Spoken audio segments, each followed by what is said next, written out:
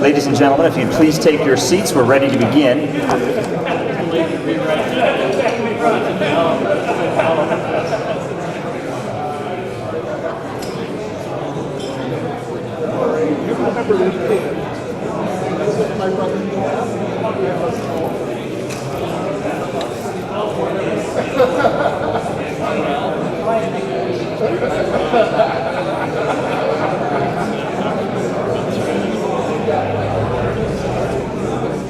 So we have HDMI, two different laptops,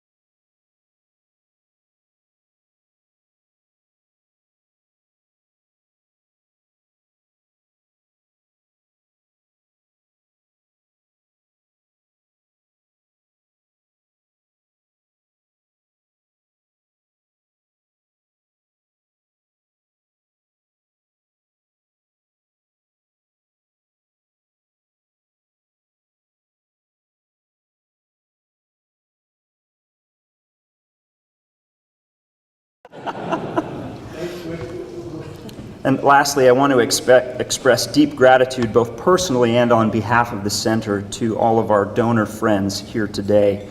You may not know, but the Center for Constitutional Studies is almost entirely funded by private donations, so it is no exaggeration when I say to our supporters that without you, we simply would not exist. Without you, this crucial endeavor would go undone.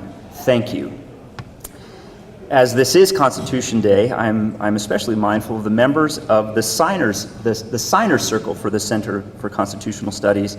The Signers Circle is an annual giving society established to support the operations of the Center.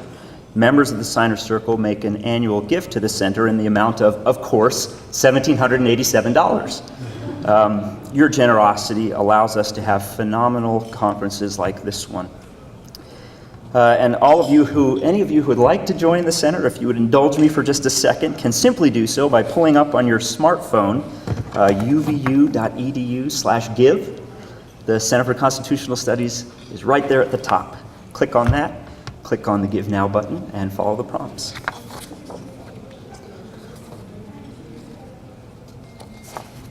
Your generosity will enable us to continue to do the important work of the Center. Now, regarding that important work, the Center's mission statement reads, and bear with me, we're an academic center, so we like our words.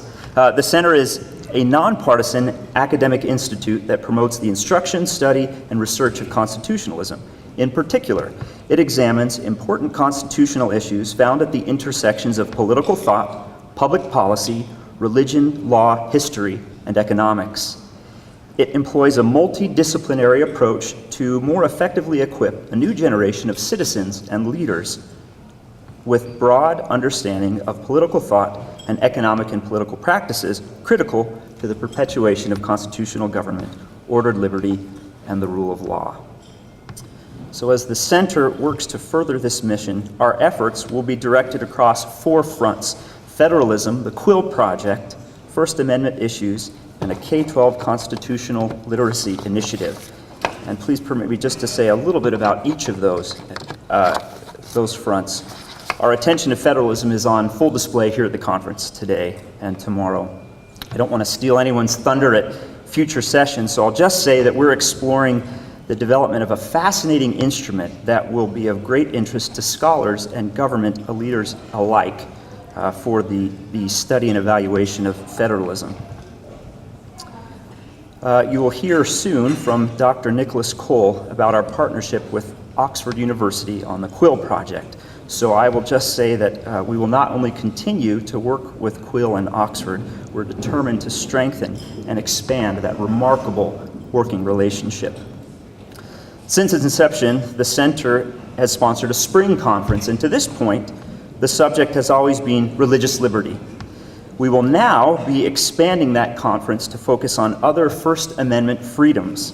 In 2019, we'll consider free press and free speech. We'll return to religious liberty in 2020 and then alternate topics every other year.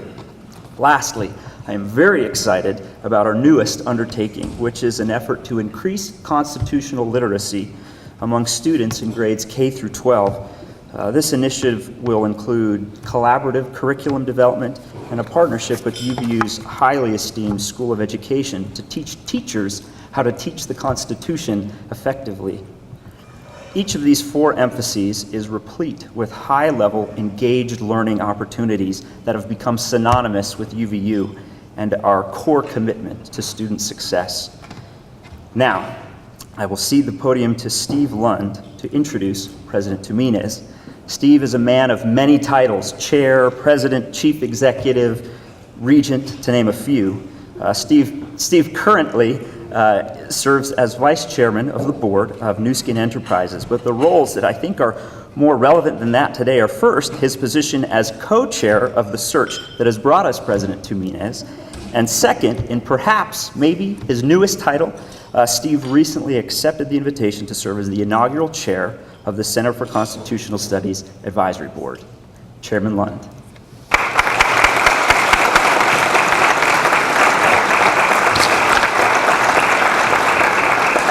Well, I'm thrilled to be here with you as we receive President Jimenez at her first official function as president of UVU. We truly are grateful to you, President, for putting this on your agenda on a day when there was no room to put things on your agenda, and yet you're here, and that means the world to us. I don't know that she really needs a lot of introduction, as we've been talking about her, all of us, for these many months since she came along. You know, an international search was done to try to replace Matt Holland as the president here, and he was such an iconic leader. That was no small task. And conversations were had along the lines of, you know, your next president doesn't necessarily have to be a visionary. There's a lot of vision here. Maybe you just need an executor. And as we started going through some lists, we kind of, you know, we had some of those on the table. And then President Jimenez's name came forward, and we found somebody who had so many check marks that were exciting to us as a Board of Regents in bringing leadership, further enriched leadership into the Utah system of higher education. She has ties to the Valley, which is interesting because she grew up in the Philippines, but came here and did a degree at Brigham Young University, and from there went into higher education and ultimately received a PhD out to East at MIT, did a master's degree, I guess, first at Harvard, worked at the Carnegie Foundation, did some other work, and has really been an impactful player on every stage that she has entered throughout her career. And so we saw in her a leader who had some local ties and yet some international acclaim that she was bringing to the table in contexts that really bring her a different toolbox than we've had available to us here in the Valley before. And so, you know, although we had to turn over a whole bunch of stones to get to this place, we're all very confident that we've got a wonderful leader in the President, and are grateful to have her be here. And so, President, with that totally inadequate introduction, may I invite you to the podium for a moment?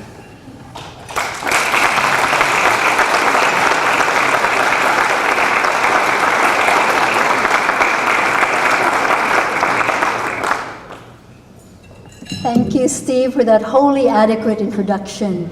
The introductions that I don't like are when people read the CV and I'm about to fall asleep myself. So thank you so much. If you like what I do as president of UVU, you thank Steve. And if you don't like what I do as president of UVU, you blame Steve. So that's what I'd like to start with. And we are in this gorgeous hall.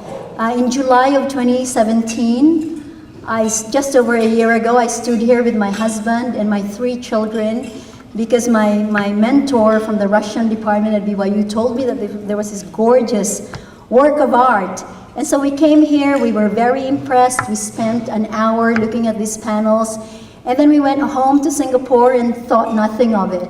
And little did I know that just over a year later, I'd be standing here, a little bit frazzled on my first day, but loving the energy and enjoying the spirit that I'm feeling, this can do, you know, a lot of energy coming from the students, the leaders, and all of you who are here today. So it is my first day on the job. Today I received a superpower called the key to the university. And it's a very big key. I don't plan to wear it around my neck every day, but I do have it. And it's wonderful to be here. It is very real, and I'm appreciative of this opportunity. I feel humbled by it. I'm excited. My sense is working with all of you will be the key to my success. So thank you all for being here. The second thing, so that's just sort of a quick introduction of myself. The second thing that I really want to say is thank you, and that's very important. Thank you to the leaders of the Center for Constitutional Studies. Rod Smith is here, and I understand that we owe a debt of gratitude as well to our founder, Rick Griffin. And I want to thank, of course, the Commission on Federalism, which has already been mentioned, and Representative Ken Ivory, who's here today. I had a very nice chat with her. I know he has big dreams, and I have big dreams too, so I think we'll have a lot of common ground. And I want to thank, President Holland is not here, but I want to thank him. I know this center was a work of passion for him, and I want to honor that. I want to make sure that we do even bigger and greater things with the work that's going on here. And I want to thank Professor Nicholas Cole from Oxford. I do have campus envy. It's very rare. I do have campus envy. I would like to have some of your buildings. If we can arrange that, if you can arrange that, you will be my new best friend. And what I want to say to you is the work of the Quill Project is amazing. I thank you for collaborating with us. And UVU looks forward to expanding and deepening the collaboration with Oxford, because obviously I need every excuse I can get to visit Oxford University. And the work of original sources and documents in my own research on 150 years of Russian nationalism. I had the privilege around the time that the Soviet Union had just imploded and archives were being opened. I had the opportunity to handle in my hands the letters of Tsar Nicholas II, the letters of Alexander II, the letters of soldiers fighting in the war, in the Crimean War of 1856. So I know the importance, and I appreciate the importance of what you are trying to do to understand the history that underpins our system of government, democracy, federalism, all great concepts, and in practice there is an evolution. So thank you as well to all the donors. Please give more. Give until it hurts, is my plea to you. Forgo the Christmas shopping this December and just give your shopping money to the center. And the last point I want to make is just to emphasize that the work being done here at the Center for Constitutional Studies is truly impressive. I know it's a young center.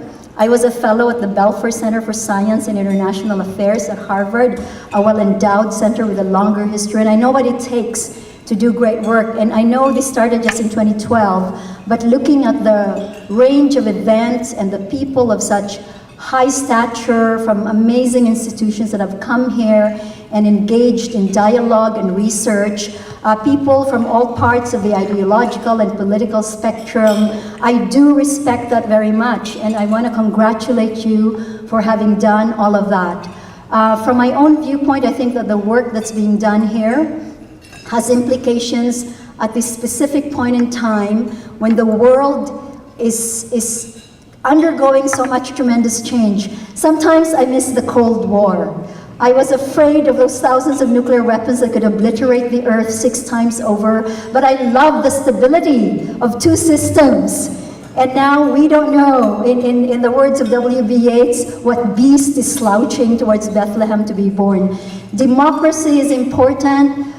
Federalism, good governance is important. I've lived the last 10 years in Singapore, which is an amazing public policy laboratory, and I was sharing with Representative Ken Ivory today that at the end of the day, the scholarship has to think about practical implications of how we govern better and move from strength to strength and be the best that we can be as a people and as a nation. I am an immigrant to this country. I came here in 1983. I kissed the ground because this was an amazing place, and I have lived my American dream, and so I'd love that American dream to be there for so many people as well.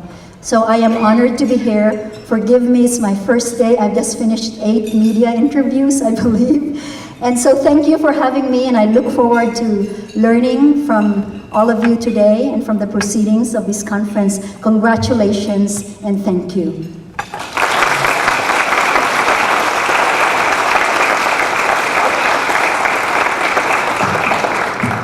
Thank you, President Tumines, and you stole a little of our thunder. One of the things that one of the invitations that we want to share today is for our friends to circle the end of June on their calendars, because we'll have an opportunity to explore the influence of the English and Scottish Enlightenment on the Constitution. We get to do that well. You really have to go there, don't you? So circle that date and come with us to London and to Edinburgh and to Oxford in June. So we'll get you there, President, we promise. With that, I will again cede the mic, this time to Dr. Rodney Smith, the Director of the Center for Constitutional Studies, who will introduce our keynote speaker.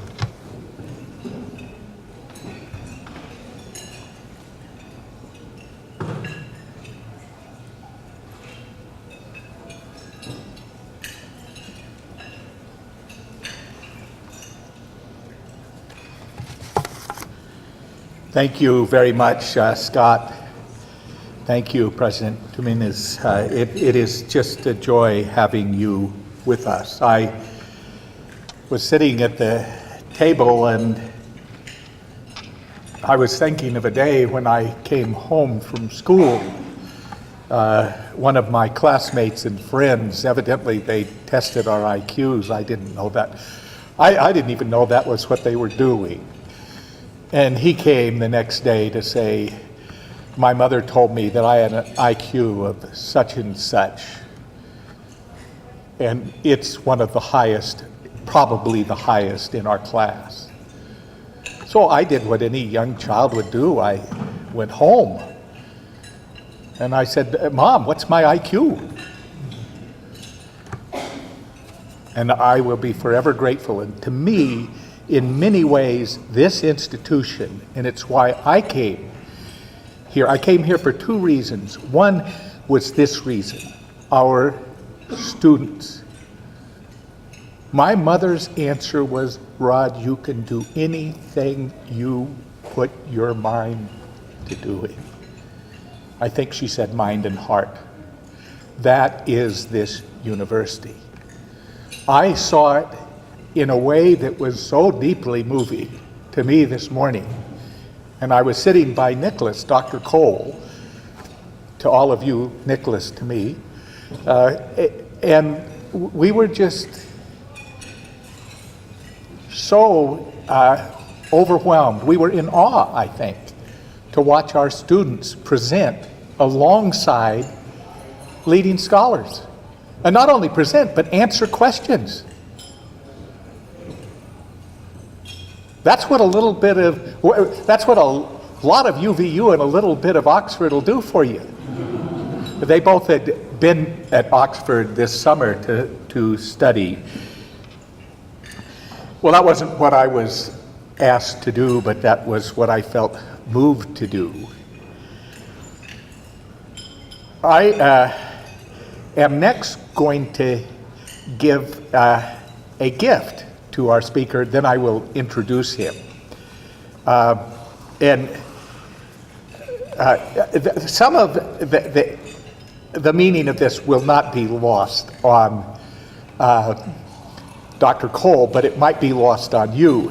I have in here from my collection, and David will appreciate this, I have one of my favorite of all coins, and I'm giving it to him. It's a $1 gold piece from 1903. Celebrating the 100th anniversary of the Louisiana Purchase and Jefferson. To some extent, Nicholas, like myself, you start this journey through Jefferson, and then he ends up at Adams, and I end up at Madison. But part of the irony of this gift is it's Jefferson, and that's what he did his dissertation on.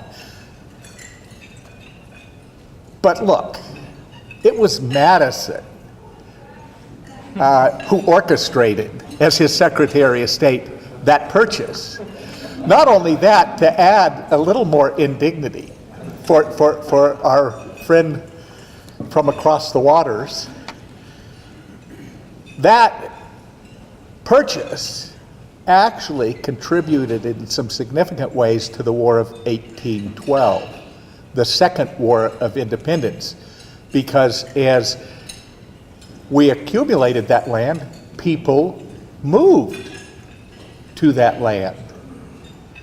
And as they moved to that land, we still had the British, and there was the Mississippi, and there were many reasons to battle. But at any rate, I pulled this out of my collection to give to a person who is both a great example as a scholar to me, but an even greater example as a human being and friend.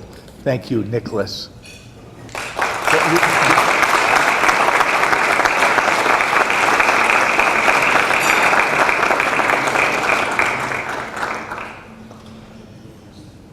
I also want to thank Scott Paul for the work he's done, and I would be woefully remiss And I think we ought to do it for the people who've served us so well today. We really appreciate the kindness and thoughtfulness with which we have been served today. So could we please thank all those who served us?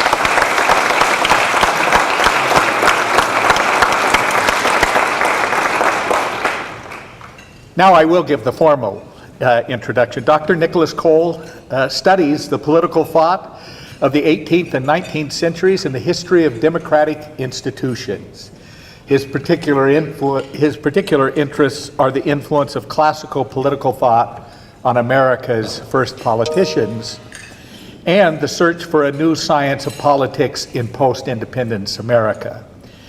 He runs the Quill Project. We help him, but he runs the Quill Project on negotiated texts based at Pembroke College, which studies the creation of constitutions, treaties, and legislation, any negotiated governmental document.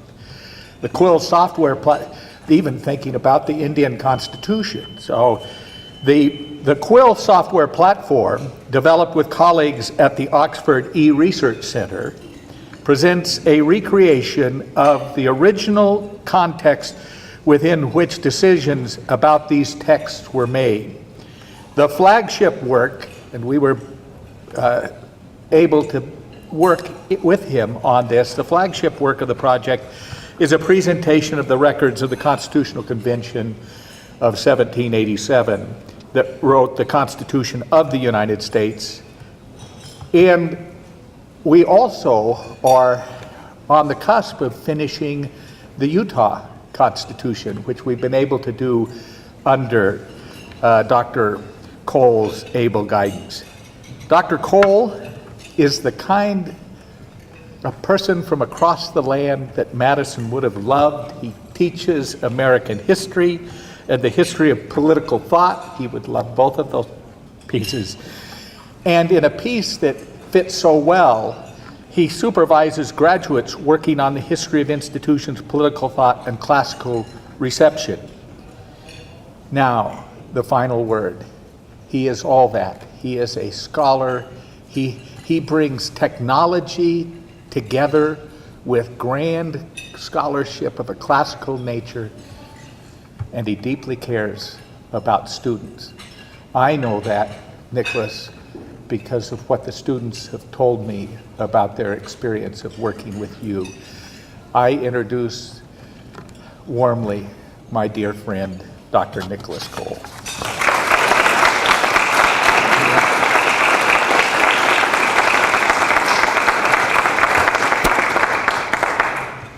Thank you for that impossibly warm welcome.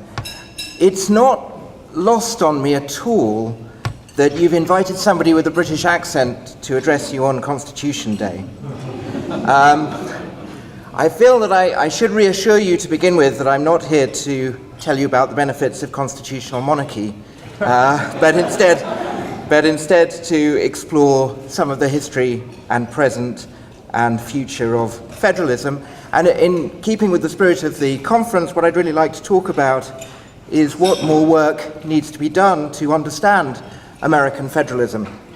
So forgive me, I will talk about the Quill Project in passing, but it isn't the focus of this talk.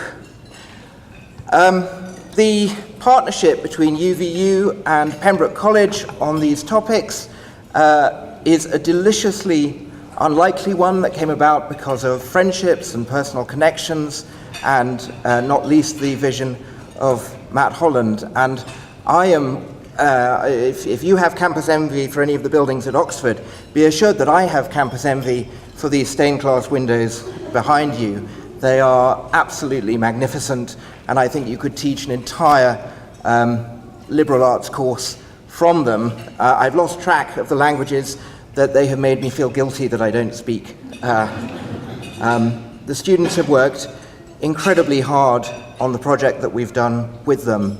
And I think it is no exaggeration at all to say, and of course that phrase is so overused in rhetoric that it loses its meaning, but it really is no exaggeration to say that without the generosity of people in Utah and without the help of the center here, the Quill Project wouldn't exist. So I owe you all a deep gratitude. Well, what about the day that we are celebrating today, the history of the national constitution? What was it that was achieved on this day in 1787? I first came to America about 20 years ago, and it was that visit and a summer working in Congress. If the 9/11 hadn't happened, you'd all won the Cold War. A Brit doing an internship in Congress didn't seem such an unlikely thing back then. And three things struck me then, although perhaps I couldn't have articulated them as well. The first is that this Constitution has a strong claim to being one of the first proofs that a system of government can be created through a process of negotiation. It is not the work of one mind or even a couple of minds. It is a work of, in particular, the Constitutional Convention themselves, but also of the more general thought of that era. The Constitution avoided a binary choice that the rest of the world has still not quite managed to capture in their own constitutional experiments. It avoided a binary choice between federalism, the simple union of sovereign states for common purposes, and a single national government. And one of the most remarkable things is that that particular avoidance of that binary was in fact the work of negotiation. We heard this morning about how those who prepared to go to the convention had not fully thought through how to solve that problem. It was something that came out of a process of compromise and thought and debate. And the last achievement was that this Constitution entrenched the ideas of popular accountability and limited government against critics, even if those ideas are still being worked out in their implications today. Now, the process of that convention is hard to understand. Even though it was only 3 months, it was a formal process. It was meticulous and detailed. It involved considerable record keeping. It had complicated procedures. And I think we could also say that the records that we have been left are not always as full as we would like. But even if we had the ideal records, this process would be a very difficult one to understand.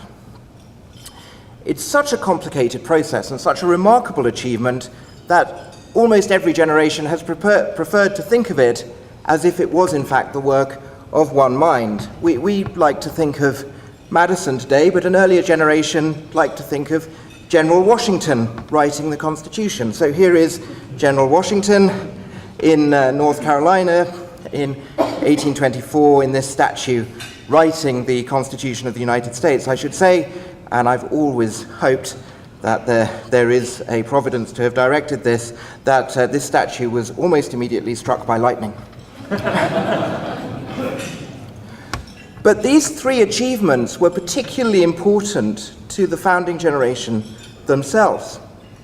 Federalist One was proud of the fact that America had written for itself a constitution, not through the genius of one man, but through a process of debate. They worried about whether a federal republic in this new way of federalism, not a pure confederation, but something that was a mixture between a national government and state government, they worried about whether this was even possible. They worried about that in particular because they knew that such a thing was so unlikely, that American republicanism was in and of itself so unlikely, that republicanism had failed in the ancient world and in almost every other place where it had been tried. And they worried that this would be a problem for America, and they worried that their federal system of government too was a great experiment, and that it had a special burden of solving these problems. And the only thing they could take comfort in was that actually America could do better than the states of the past. because Americans had reached new understandings of politics. As Rod said, I began work on the use of the classics by America's first generation. But when they looked to the past, they didn't see examples to copy. They saw disasters to avoid. And they also achieved something else that had not been achieved anywhere else. Ancient thinkers had tended to talk about balancing monarchy, democracy, and aristocracy. And modern thinkers found it very hard to escape this idea that to have a balanced system of government, you needed to limit democratic control. But the convention found a way to actually preserve the idea of democracy through its whole constitution, while preserving the benefits of different structures of politics. Now that achievement, which is truly remarkable, is so complicated that it staggers the mind. There are more than 2,500 individual proposals and decisions taken in just the records that we have, and we know probably many, many more in committees for which we don't have records. And it's not the case that everybody in that first generation entirely understood the genius of what had been achieved. Jefferson said, for example, that there wasn't enough popular control, that the Constitution was not democratic enough. He came to regret that point. His opponents thought he was the kind of dangerous anarchist who would destroy the Constitution, and the picture I put up there is a bit of anti-Jeffersonian propaganda from the 1800 election. But to bring this to the theme of the conference, who are the Guardians of Federalism? Who does guard the balance between the state and the national government, the general government? I'm trying to avoid, you can catch me out and keep a tally. If I say federal government at any point, I'm using language that the founding generation wouldn't have used, so I'm trying not to, but you can catch me out if I do. Well, there are various bodies that have been proposed as the guardians of this boundary. We think first perhaps of the Supreme Court and cases that one might bring there, although given their rules on standing and other issues, they might not always be the right venue.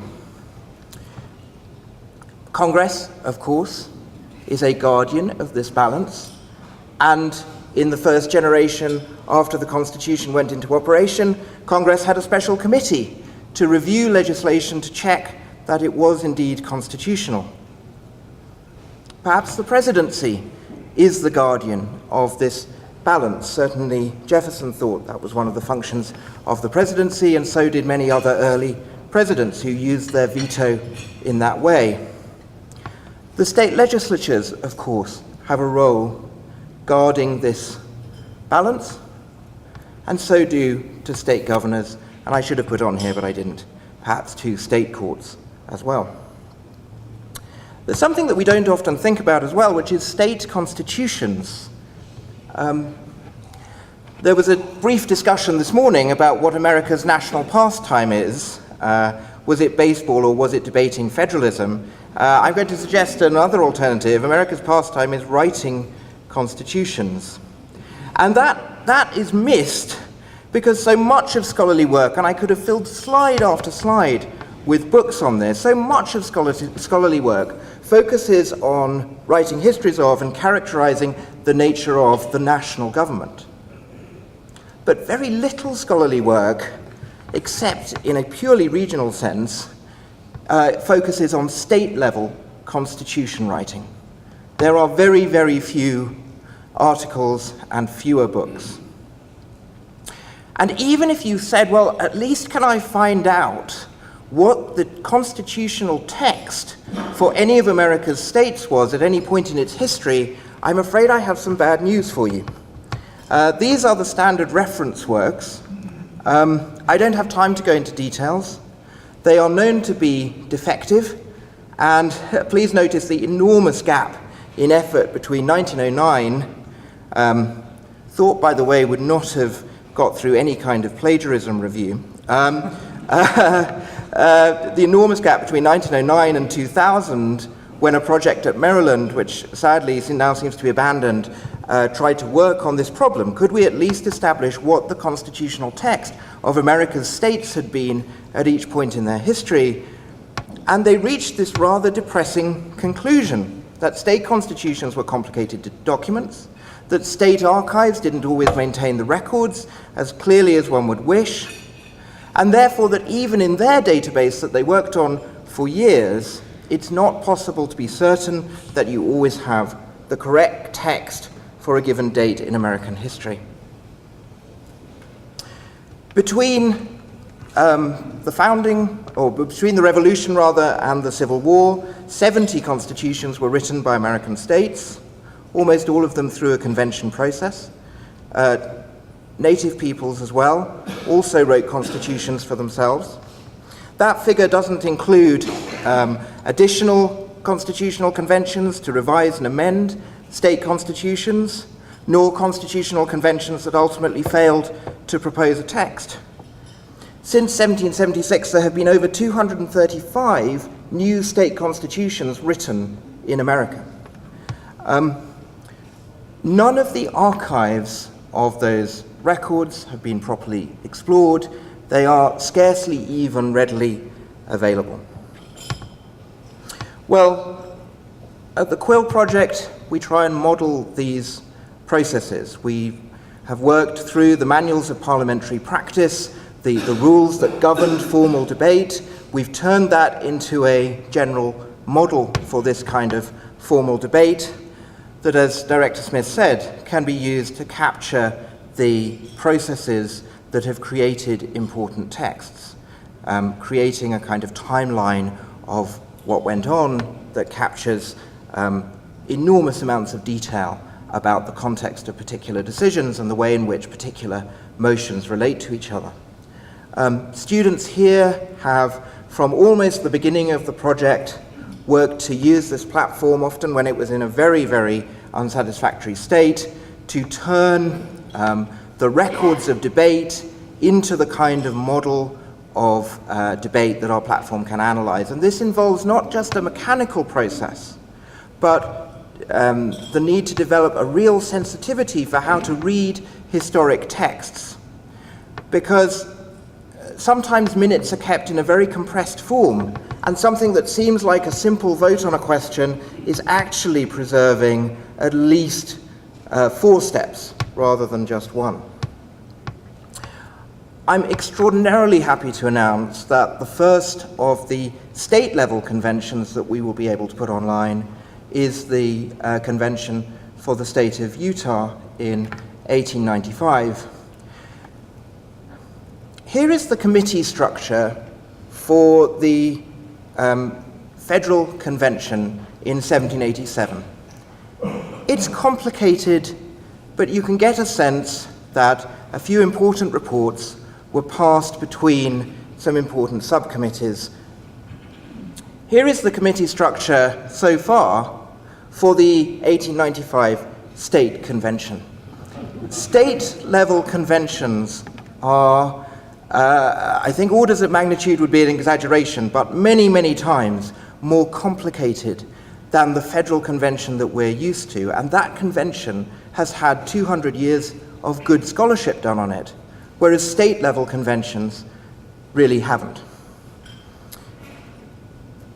I'd like to recognize the link between Oxford and UVU that has been so critical for this project, but also to recognize that a lot of the important work and thought that has gone into this project has involved people without PhDs, who are students, who are devoting extracurricular time to work with us. It's a delight to work with the students here every single week, and it was a special delight to bring them to Oxford in the summer.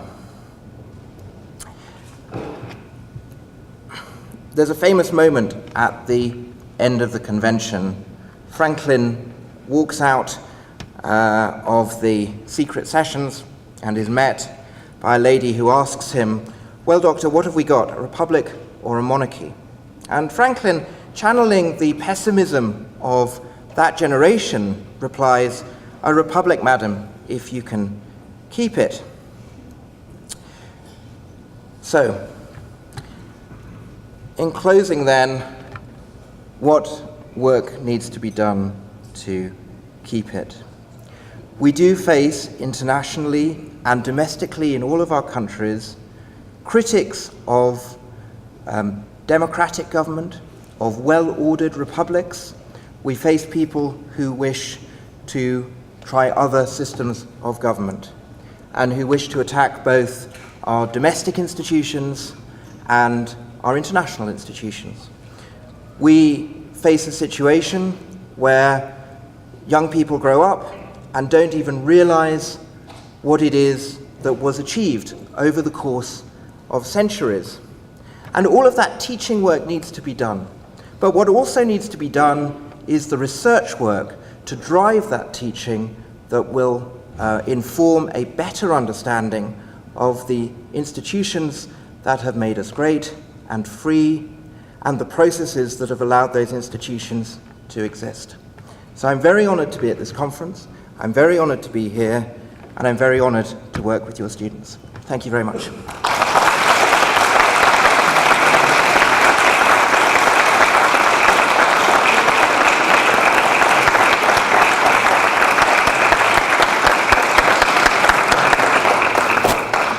Thank you, Nicholas. It is truly a privilege to know you and to associate with you through the center and to have become your friend through the process of this partnership. We are, as you can see from listening to him, our students have an incredible opportunity to associate with one of the great minds and really one of the great educators in this field. Now, you can feel free to visit, finish your desserts, whatever you need to do. At 2 o'clock, we will officially dismiss, and our next session will begin up in room 215. Sorry. Oh, Rod's got one announcement for us. Well, it's not really an announcement. What I would love is if our constitutional studies minor students and the students engaged in the center, if all the students would please stand.